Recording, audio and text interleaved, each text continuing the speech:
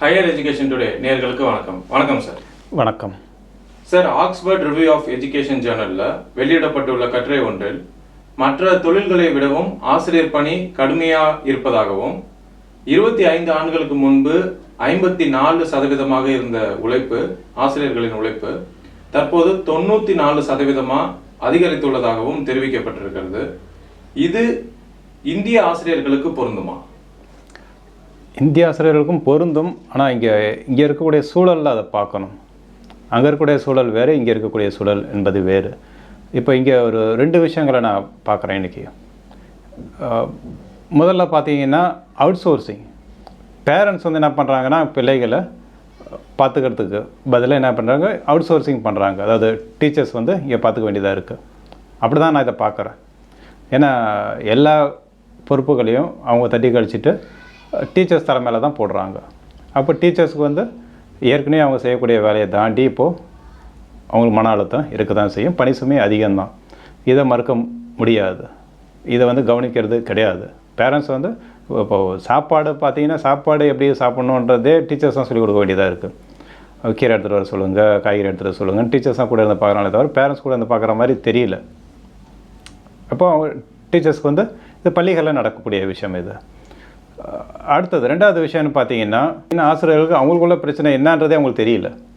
அவங்களுக்கு அது பிரச்சனைன்றதே அவங்களுக்கு தெரியல. முதல்ல இப்போ நான் நிறைய தடவை பிரச்சனைகளை நான் சொல்லியிருக்கின்றேன். இப்போ இந்த பிரச்சனை இல்லைன்னு யாராவது சொல்லுங்கள் பார்க்கலாம். என் பிரச்சனை நான் சொல்கிறேன், அதேமாதிரி நான் பார்த்துட்டு இருக்கக்கூடிய விஷயங்களை நான் சொல்கிறேன். இப்போ இதை நான் போய் சொல்கிறேன்னு சொல்லுங்கள் பார்க்கலாம். யாராவது அப்படி சொல்ல முடியாதுன்னு நான் நினைக்கிறேன். சொல்கிறதா நான் அதுக்கு பதில் சொல்கிறேன்.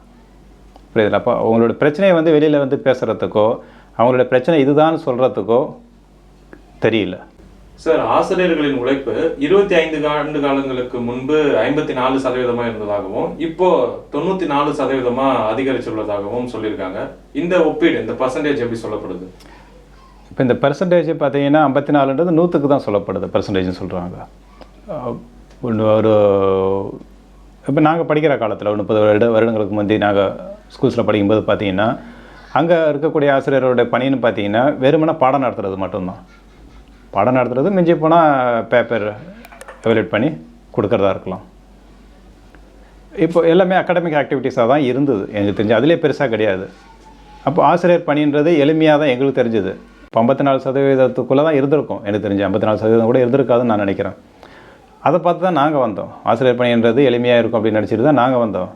இன்றைக்கி எங்களை பார்த்து எங்களுடைய மாணவர்கள் ஆசிரியர் பணிக்கு வரக்கூடாதுன்னு இருக்கிறாங்க. இப்போ இன்னும் கொஞ்சம் காலத்திலாம் பார்த்திங்கன்னா, ஒரு 10 ஆண்டுகளுக்கு பிறகு பார்த்திங்கன்னா ஆசிரியர் பணிக்கு ஆள்கள் கிடைக்க மாட்டாங்க, யாரும் வரமாட்டாங்க. ஏன்னா இன்றைக்கி இருக்கக்கூடிய நிலைமை எங்களை பார்க்கும்போது அப்படி அவங்களுக்கு தோணுது. அதனால் இன்றைக்கி 94%ன்றதே எனக்கு கம்மியாக தான் தெரியுது. ஆசிரியர் பணின்றது பணிக்கு சுமை பார்த்திங்கன்னா ரொம்ப அதிகமாக தான் தெரியுது. சார், கொரோனாவிற்கு பிந்தைய காலகட்டத்தில் ஆசிரியர் பணிச்சுமை அதிகமாகி இருக்கிறதா தெரிவிக்கப்பட்டிருக்கு.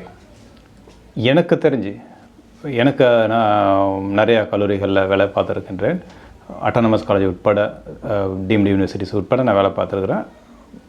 அதுக்கப்புறம் பார்த்திங்கன்னா, கொரோனாவுக்கு முந்தி பார்த்திங்கன்னா பெரிய வேலை ஒன்றும் கிடையாது. பெரிய அளவில்ன்றதை நான் சொல்கிறேன் என்ன வேலைன்றதை. கொரோனாவுக்கு பிந்தி பார்த்திங்கன்னா இப்போ சமீப காலமாக பார்த்திங்கன்னா ஒரு ஒரு சின்ன உதாரணம் சொல்லியிருக்கேன், ஏற்கனவே சொல்லியிருக்கேன், மறுபடியும் நான் அதை சொல்கிறேன். இப்போது எக்ஸாம் ஃபீஸ் கட்ட வேண்டியது ஆன்லைனில் வாங்குகிறாங்க. ஆன்லைனில் வாங்கும்போது ஸ்டூடெண்ட்டு கட்ட போகிறான், காலேஜ் வாங்க போகுது. இப்போ இதில் அந்த கிளாஸ் இன்சார்ஜோட ரோல் என்ன? அவங்க என்ன கேட்குறாங்க, கண்ட்ரோலர் ஆஃப் எக்ஸாமினேஷன் என்ன கேட்குறாங்க, ஃபேக்கல்ட்டி தான் லிஸ்ட்டு தரணும்னு சொல்லிட்டு. பையன் கட்டுறான், காலேஜ் வாங்குது. அப்போ யார்கிட்ட இருக்கும் ஃபீஸு, யார் கட்டுறா?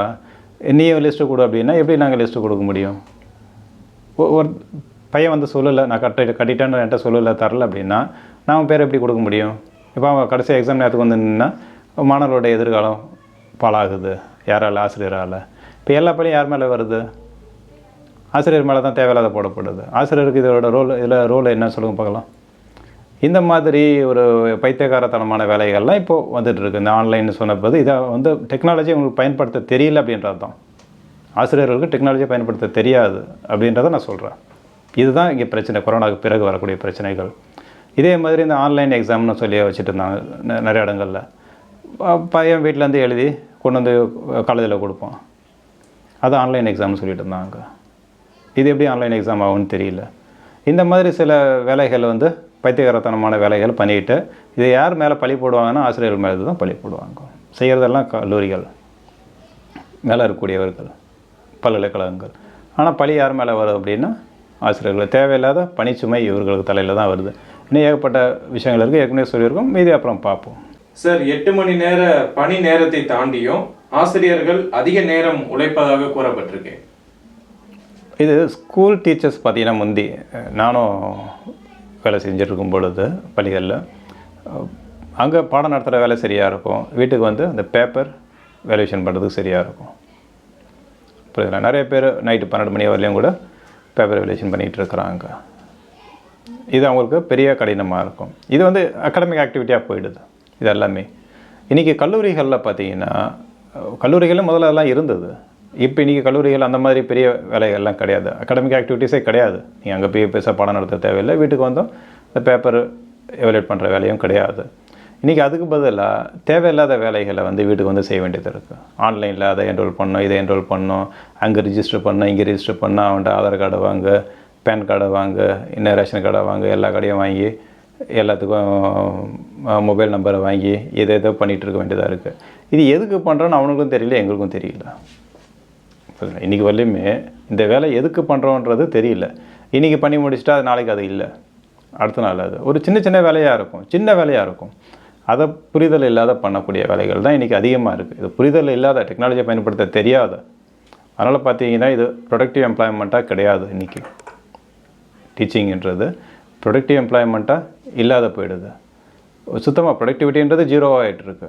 என்ன வேலை செய்கிறோன்றதே எங்களுக்கு தெரியல. அப்போ அப்படி இருக்கும்போது பணி சுமை அதிகமாக தான் இருக்கும். சார், சுகாதார பணியாளர்களை காட்டிலும் ஆசிரியர்களுக்கு அதிக மன அழுத்தம் இருப்பதா இந்த கட்டுரையில் சொல்லப்பட்டிருக்கேன். டாக்டர்ஸ்க்கு வந்து எப்பயுமே பணி சுமை அதிகமாக தான் இருக்கும், அவங்களுக்கு ஸ்ட்ரெஸ் அதிகமாக தான் இருக்கும், அதில் எந்த மாற்று கருத்தும் கிடையாது. எப்பயுமே ஆசிரியர்களுக்கு அதை விட அதிகமாக காட்டியிருக்கிறாங்க அப்படின்னு சொல்லப்போனால் இவர்கள் வந்து அவ்வளோ பெரிய வேலையெல்லாம் செய்ய போகிறது இல்லை எனக்கு தெரிஞ்சு. இவர்கள் வந்து இங்கே பார்த்தீங்கன்னா இங்கே எனக்கு தெரிஞ்சு நான் சொல்லக்கூடிய இதை நான் பார்த்துருக்கிறது என்னென்னா இவர்களுடைய வேலைன்னு பார்த்தீங்கன்னா போட்டு கொடுக்குறது தான் அதிகமாக இருக்கும். இவர்கள் வந்து நிம்மதியாக இருக்கிறதே கிடையாது ஆசிரியர்கள். இவர்களுடைய வேலை என்ன, போய் 4 பேரை போட்டு கொடுக்கணும், 4 பேருக்கு எடுக்கணும் அப்படின்ற மாதிரி இந்த மாதிரி வேலைகளை தான் இங்கே செஞ்சிட்ருக்குறாங்க. வெளிநாடுகள் எப்படின்னு எனக்கு தெரியாது. அங்கே பாலிடிக்ஸ் இருக்கலாம், இது பேர் பாலிடிக்ஸ் கிடையாது, இது பேர் பாலிடிக்ஸ் கிடையாது, சல்லித்தனமான வேலைகளை இங்கே செஞ்சிட்ருக்குறாங்க. அப்படி செஞ்சுட்டு இருக்கும்போது சுமை அதிகமாக தான் ஆகும்னு நான் நினைக்கிறேன். ஸ்ட்ரெஸ் அதிகமாக இருக்கும், கண்டிப்பாக அதிகமாக இருக்கும். இதில் வந்து யாருமே சந்தோஷமாக இருக்கிறதுக்கு வாய்ப்புகள் கிடையாது. இது அவர்களாக தேடிக்கிட்டது. ஓகே சார், நன்றி சார். நன்றி.